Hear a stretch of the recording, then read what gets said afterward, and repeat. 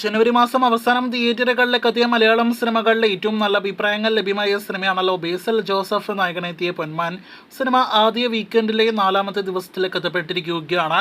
നേരത്തെ പ്രതീക്ഷിച്ചതുപോലെ 4ാം ദിവസം സിനിമയ്ക്ക് കഴിഞ്ഞ ദിവസങ്ങളെക്കാൾ മികച്ച ദിവസമായിട്ട് ഇന്ന് മാറിയിരിക്കുകയാണ്. ഇന്നലെ ശനിയാഴ്ച ഇതേ സമയം 42 ലക്ഷത്തിന് മുകളിലാണെങ്കിൽ ഇന്ന് ഞായറാഴ്ച 70 ലക്ഷത്തിനടുത്ത് സിനിമയുടെ കേരള ട്രാക്കിംഗ് ഗ്രോസ് എത്തപ്പെട്ടിരിക്കുകയാണ്.